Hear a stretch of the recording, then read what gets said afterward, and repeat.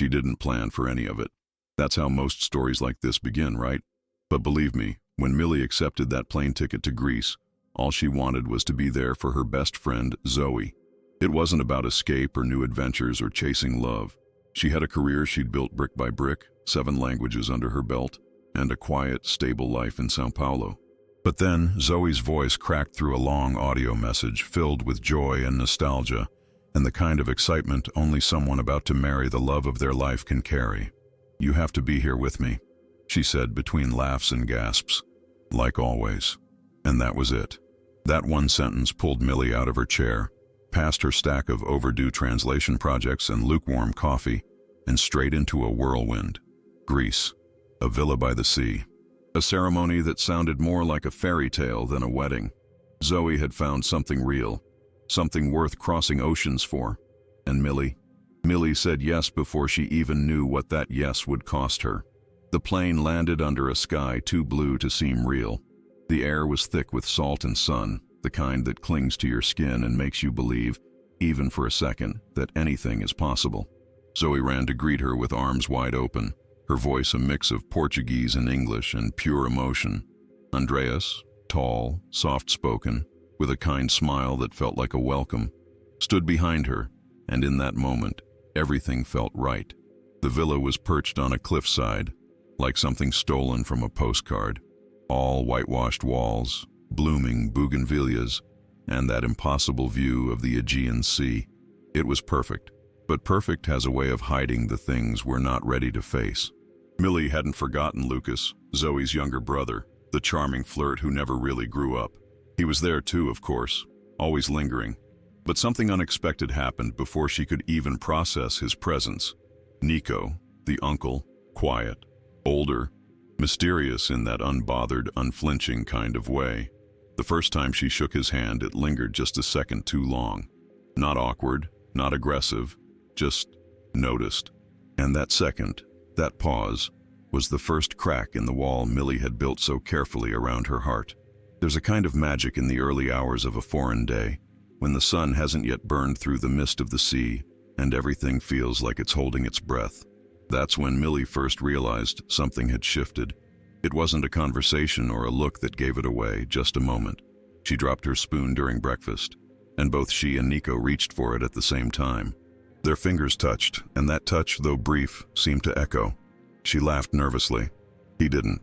He just looked at her with those unreadable eyes, the kind that don't ask permission but see everything.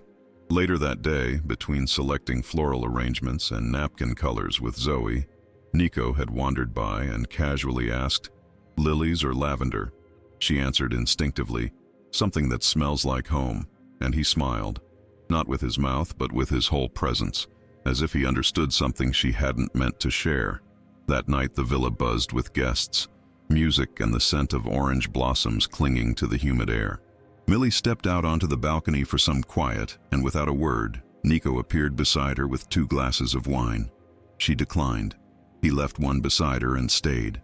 They said almost nothing, but everything inside her felt seen, not in a romantic, heady way, but in that rare, unspoken space where 2 people exist fully, side by side, without needing to fill the air. The pre-wedding celebration was a mosaic of laughter and tradition. Paper lanterns swayed between columns, Greek melodies looped through the speakers, and guests danced in circles like it was ancient ritual. Millie watched from a distance at first, her curiosity piqued by the synchronized movements and the way strangers seemed like family here. She felt warm, welcome, and slightly out of place. Then Nico appeared in the crowd, shirt sleeves rolled up, glass in hand, and eyes locked on hers. "Come," he said.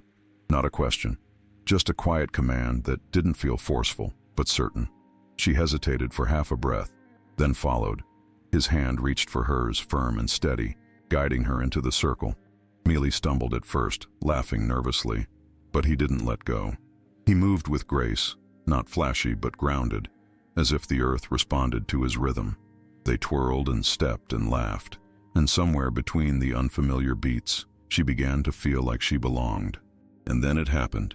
The spin slowed, their hands shifted, and his arm landed gently around her waist.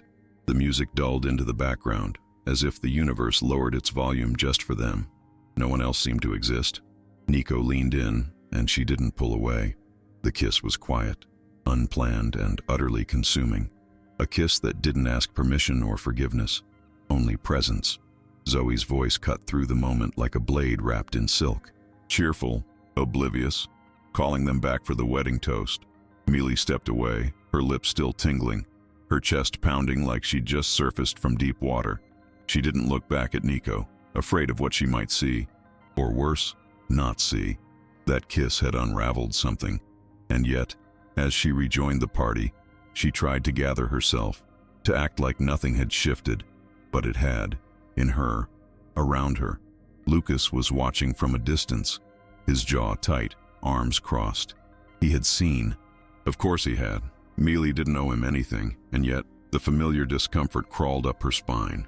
She didn't want drama, didn't want scenes, just air, just Nico. But Nico had slipped away. She searched subtly, scanning faces and corners, but he was gone. The rest of the night played out in a haze of polite smiles and hollow conversations. Everyone assumed she was just overwhelmed by the beauty of it all. No one knew she was falling hard and fast for someone she barely knew, but somehow trusted more than most. It wasn't logical, but what great love ever is. Later that night, she tried to leave quietly. The stone pathway leading back to her guest room was dark, lit only by flickering lanterns and the full moon above.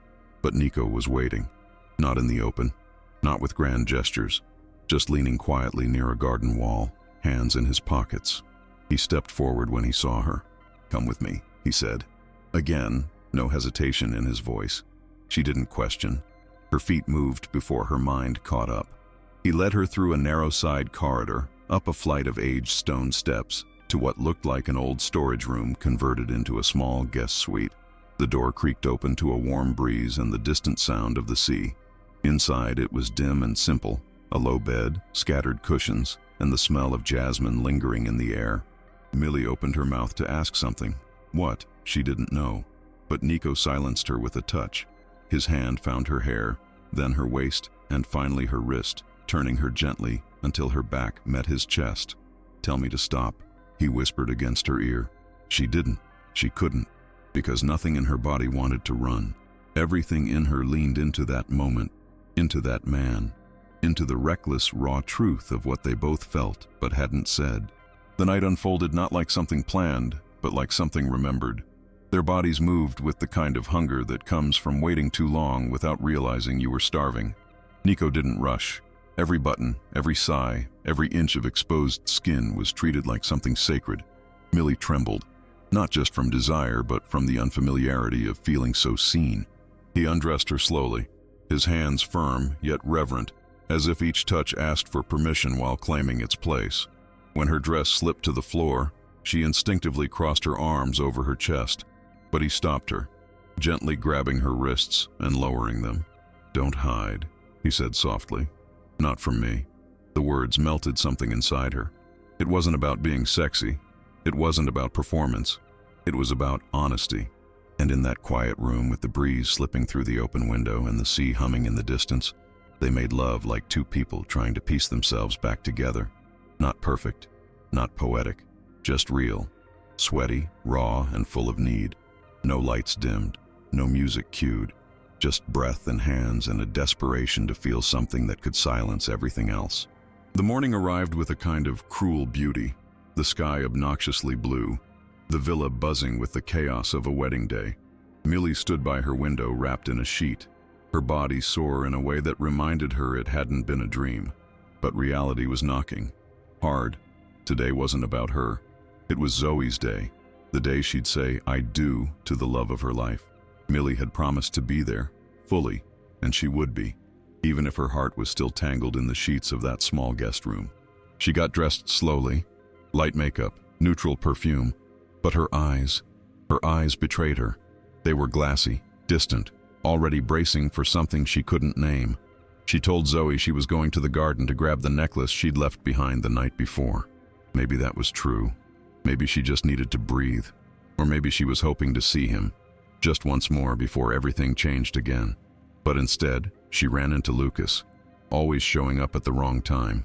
His smile was crooked, bitter, and forced. "Can we talk?" he asked. "Not now, Lucas," she replied, trying to pass. But he grabbed her arm, not hard, but firm enough to make her flinch. "I saw you last night. I just want to understand. Why him and not me?" She pulled back, disgusted. "Let go of me." But he didn't. And in that exact moment, a shadow appeared at the top of the garden stairs. Nico. For a second, time froze. Nico stood there unmoving, his expression unreadable. But something dark flickered in his eyes. Millie instinctively stepped away from Lucas, trying to explain. But Nico's face had already shut down. His jaw clenched, his shoulders rigid, as he descended the stairs slowly but with purpose. "So this is what it was?"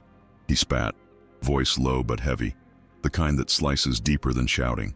Millie's heart dropped. "Nico, no, you're not seeing this right. He grabbed me, I didn't." "Of course." Nico cut her off, bitter. "Now you're the victim? How convenient." His voice wasn't angry, it was disappointed, hurt, betrayed. And that hurt more than anything else. Guests nearby turned their heads, whispers igniting like wildfire. Zoe appeared in the distance, confused, walking toward the scene.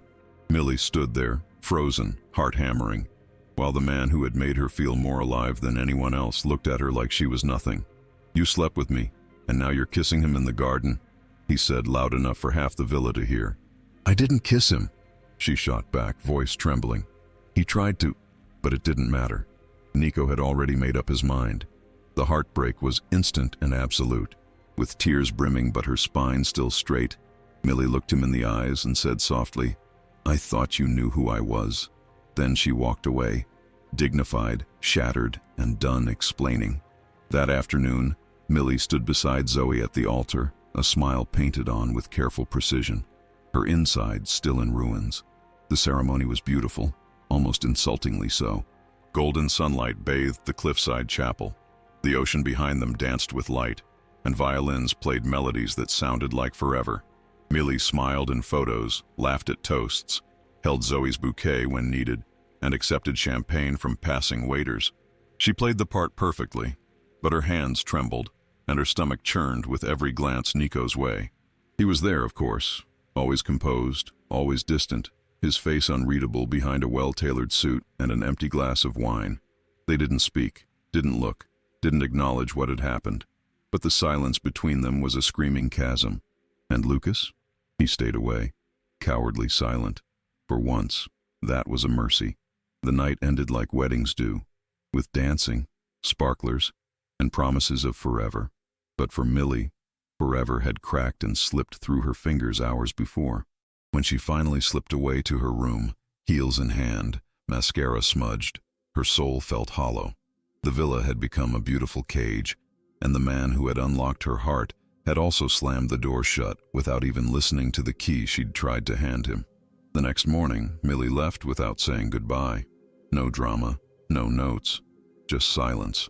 Her suitcase was heavier than when she'd arrived, but not because of clothes. The weight came from the invisible, words unsaid, love unprotected, a version of herself she wasn't sure she'd ever get back. She boarded the plane back to Sao Paulo, earbuds in, eyes on nothing.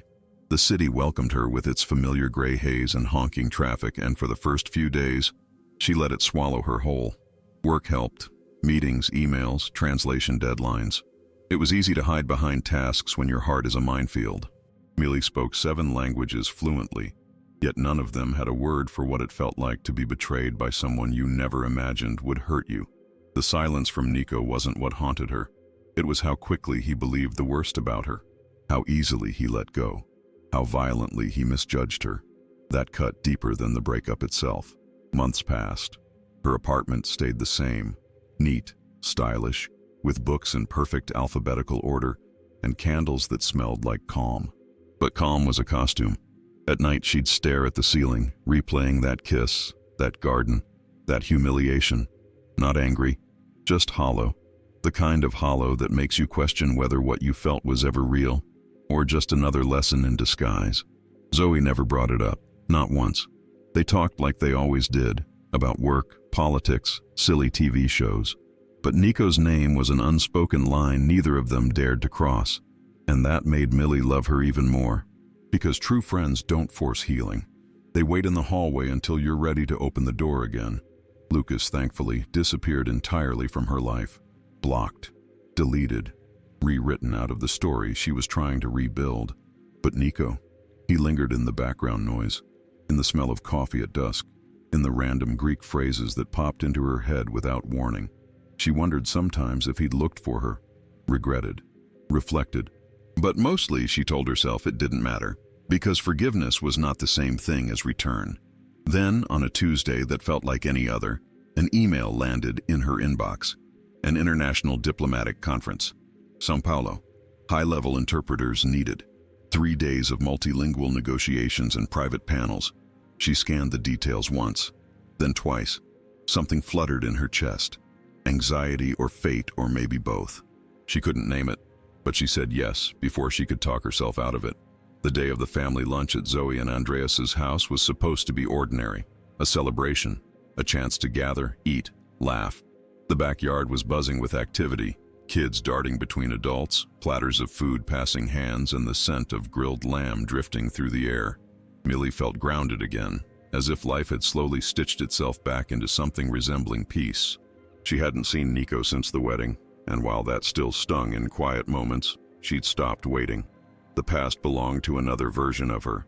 Zoe, in one of her bursts of excitement, decided it was the perfect time to watch the wedding video for the first time. "Let's relive it all," she said, clapping like a kid. No one objected. The TV was turned on, glasses refilled, and the screen came alive with sunshine and smiles. Millie sat frozen, wine glass halfway to her lips. She hadn't expected this. Her heart pounded as images of that day replayed in high definition. The vows, the flowers, the waves crashing just beyond the altar. Then it happened. A frame, a moment. Lucas in the garden, approaching her. The camera, forgotten on a tripod, had captured it all. Him grabbing her arm, leaning in, her recoiling, pushing him back, and most importantly, her disgust, her resistance, the truth, played back for everyone to see. Silence fell. Thick, instant. Zoe's hand flew to her mouth. Andreas paused the video. Millie couldn't move. Her chest tightened as if the air had turned into cement. And then there was Nico, sitting across the yard, a glass of wine gripped too tightly, staring at the screen like it had just rewritten history. Because it had. No words came from him. Not then. Just silence. A silence so loud it made Millie nauseous. He stood slowly, not rushing, but visibly shaken. She watched his face shift, as if the foundation under his beliefs had just cracked open. No one said anything, not even Lucas, who wasn't present, but whose shadow suddenly loomed over everyone. That night, after the guests left and the plates were cleared, Nico asked Andreas for a copy of that video clip. "I need to see it again," he said simply. No pride, no excuses, just a man trying to understand the damage he'd caused. And for the first time since that horrible misunderstanding, Millie allowed herself to wonder, what if he finally saw her? What if too late wasn't too late after all? That night, Nico barely slept. He watched the video over and over, his phone gripped tight like it held oxygen. He rewound, paused, zoomed in, the way Millie pushed Lucas, the way her face contorted, not with guilt, but with shock and anger. There was no room for doubt anymore. She hadn't lied. She hadn't betrayed him. She had been assaulted, and he, God, he had humiliated her. Publicly, viciously, for nothing. Shame burned under his skin like a fever. His stomach twisted with regret, and for the first time in years, Nico cried. Not out of weakness, but out of something deeper. A kind of grief for what he broke, for what he never gave a chance to heal. He typed the message to Lucas with fingers trembling. "Tell me the truth. You forced that, didn't you?" The reply came within minutes. Short, cowardly. "Yeah, I messed up, sorry." That was it. No defense, no elaboration, just confirmation of what Nico already knew in his bones. He had believed a liar over a woman who had given herself to him fully, who had asked for nothing but presence. That was the worst part. Not that he'd been wrong, but that he hadn't even paused to question it. And now, he couldn't unsee what had always been there. He'd failed her, and himself. By sunrise, his decision was made. He booked the next available flight to São Paulo. No speech prepared, no plan, just a need to face what he'd destroyed. The flight was long, but it felt like punishment. each hour a reminder of his cowardice, each turbulence a reflection of the storm inside him. He watched the video one last time before landing, then tucked the phone away like a confession. When he arrived at Millie's office building, he didn't know what to expect. Maybe she'd throw a glass of water in his face. Maybe she'd ignore him altogether. But he had to try. Had to see her one more time. Not to win her back, but to finally say what he should have said that day in the garden. He waited outside the glass entrance, watching professionals stream in and out, each one oblivious to the man standing there with a suitcase full of remorse. Then he saw her, Millie, walking briskly, her hair up, her face composed until she spotted him. Her steps halted, eyes wide, breath caught in her throat. "What are you doing here?" she asked, voice low but steady. He took one step closer, hands in his pockets like a teenager begging not to be judged. "I need to talk to you," he said. She hesitated. Then, after a long silence, she nodded. "I've got 20 minutes. They sat across from each other in a small cafe just around the corner from her building. The air smelled like espresso and fresh pastries, but neither of them noticed. Millie folded her hands in front of her, staring at him with the kind of stillness that wasn't peace. It was protection. Nico looked older. Or maybe it was the guilt pressing down on him like gravity. He didn't start with excuses. Didn't soften the blow. "I saw the video," he said plainly. "I was wrong. I didn't listen. I didn't even give you the chance to explain. And for that, I'll never forgive myself." Millie didn't flinch, didn't blink, just waited. Lucas admitted it. He continued. "He forced that moment. And his voice cracked for the first time. "I made you feel small when you were the one being hurt." She stood slowly, pushing back her chair, and for a second he thought she was going to leave. But she didn't. She leaned over the table, voice low and shaking, not from fear but from fury, barely restrained. "You judged me in front of everyone. You shamed me. You stripped me of dignity when I needed protection. And now you show up with what? Regret?" He opened his mouth to answer, but she stopped him with a raised hand. "Don't. Just don't. You don't get to rewrite what you did." She turned to leave, her coat already in hand, but something in her hesitated at the door. Maybe it was the look on his face, or the way her own heart still ached despite every reason to walk away. She turned back, her eyes blazing but clear. "You hurt me, Nico. Not just that day, every day since. And the worst part is, I still wish you hadn't." Then she was gone, out the door, onto the street, back into a world that didn't stop for broken hearts. Nico sat there, paralyzed. He hadn't expected forgiveness, but he hadn't expected this hollow either. The kind that made you realize too late how rare second chances really are. He didn't follow her, didn't chase. Just paid the bill and walked out into the brightness of the São Paulo afternoon, like a man who had finally felt the full weight of his own failures. Hours later, he sat in the airport terminal, staring at his boarding pass to Athens with no intention of getting on the plane. Until he heard it, her voice. Not a memory, not a ghost. Real. "Nico." He turned. There she was. Millie, hair slightly messy, face flushed, breath uneven like she'd been running. And eyes, God, those eyes, that still looked like home. He couldn't speak. For once, Nico, the man who always knew what to say with so few words, stood completely speechless. Millie took a shaky step closer, her hands curled into fists at her sides, not out of anger, but to hold herself together. "You were just going to leave?" she asked, voice tight, trembling with 1,000 unsaid things. "Fly away again without fighting for what we had?" Nico swallowed hard, his mouth suddenly dry. "I didn't think I had the right," he said quietly. "After what I did, I thought maybe leaving was the least I could do." She closed the distance between them, her voice a whisper now, nearly drowned out by the announcements and footsteps echoing across the airport terminal. "You didn't have the right to judge me like you did, to believe the worst.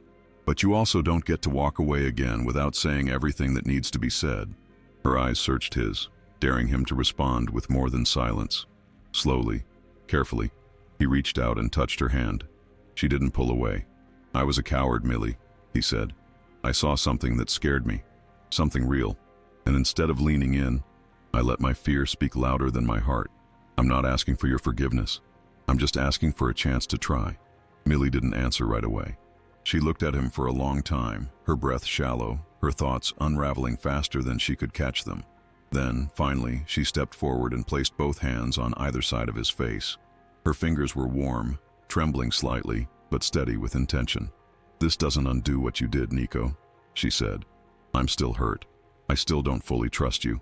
But if you really mean what you're saying, if you're really ready to love without running, without doubting, then maybe, just maybe, I can give you the time to prove it."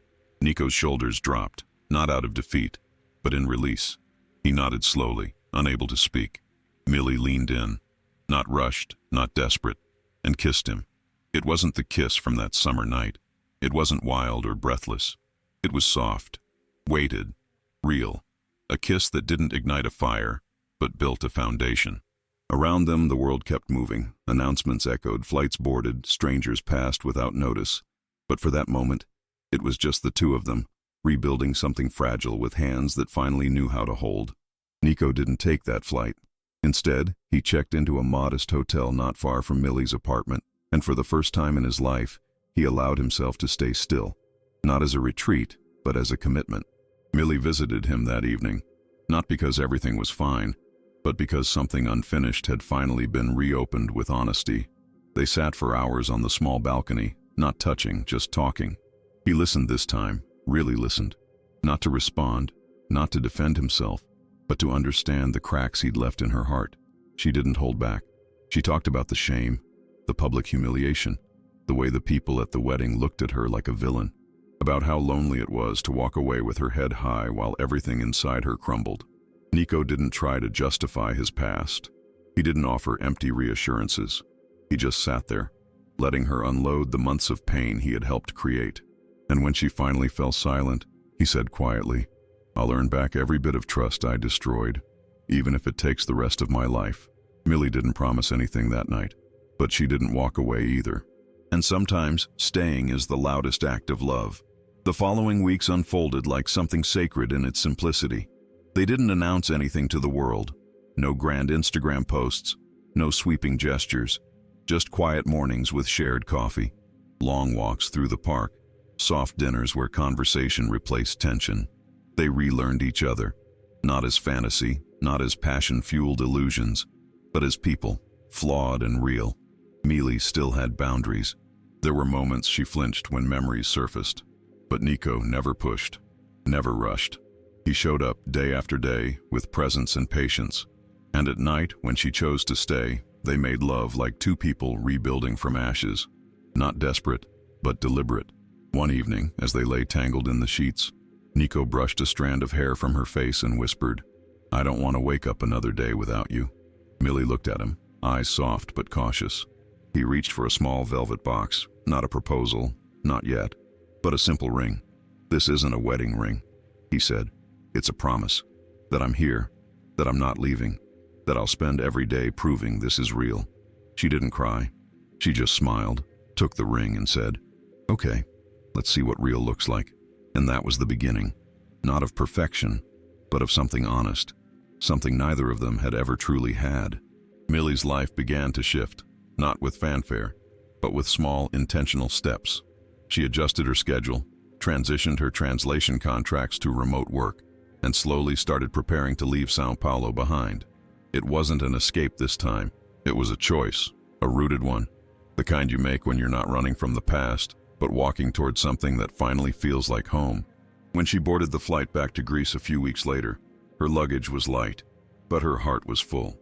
Nico met her at the airport, not with flowers or speeches, but with a quiet smile and open arms. They didn't need to start over. They were starting forward. At the villa, things settled into an easy rhythm. She worked in the mornings, nestled into the sunlit corner of their kitchen. He spent his afternoons tending to the vineyard, his hands stained with earth and time. And in the evenings, they shared dinner on the terrace, feet bare, laughter soft, surrounded by the music of cicadas and the scent of blooming herbs. It was simple, and it was enough. They didn't speak of forever. They just lived like it might be possible. Their love became a practice, daily, gentle, real. No more tests, no more proving, just presence. One Sunday, Zoe and Andreas invited them for lunch in the garden. The table was long, filled with food and sunlight and the laughter of too many voices talking over each other. Zoe was glowing as always, and Andreas kept refilling everyone's glasses like the host he was born to be. Millie found herself laughing more than usual. Her body relaxed in ways she hadn't felt in years. She served salad, Nico sliced bread, and their hands brushed occasionally, still igniting sparks, but now wrapped in safety. At one point she looked at him across the table and caught his smile, the kind that didn't ask for attention, but offered quiet belonging. That's when she knew, not because of a kiss or a promise or some perfect moment, but because she no longer had to brace herself around him. He was her calm, her place. And right there, between the scent of grilled vegetables and the sound of clinking forks, she realized that love doesn't always arrive as a firestorm. Sometimes it returns like a tide, steady, warm, and exactly when you're finally ready to be still. Weeks turned into months, and with each passing day, their life took on the shape of something deeply lived in, like a favorite sweater you didn't know you'd missed until it warmed you again. Millie found joy in the quiet tasks, watering the herbs by the window, baking bread with Zoe on the weekends, reading on the veranda with her feet up on Nico's lap. Her world, once so structured and polished, had softened. She no longer needed to prove her worth in conference rooms or on flights between cities. She just needed to show up, for herself, for him, for this love that had almost been lost to pride and silence. Nico, in turn, became more present than she ever imagined possible. He didn't just listen, he remembered. He noticed the way she liked her tea steeped, the kind of music that made her hum absent-mindedly, the way she tilted her head when translating something particularly complex. And Millie, she began to let herself be held, not just physically, but emotionally. The wall she'd once fortified with language, logic, and solitude began to crack, not from pressure, but from warmth. One night, while they were watching a storm roll over the sea from the comfort of their shared bed, Nico turned to her with the calmness of someone who'd finally come home to himself. "I used to think love was about timing," he said, "but I think it's about choice, choosing to show up, to stay, even when it's hard." Millie didn't answer right away.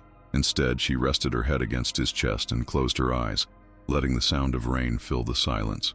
She knew he was right. Love wasn't about the missed moment in the garden.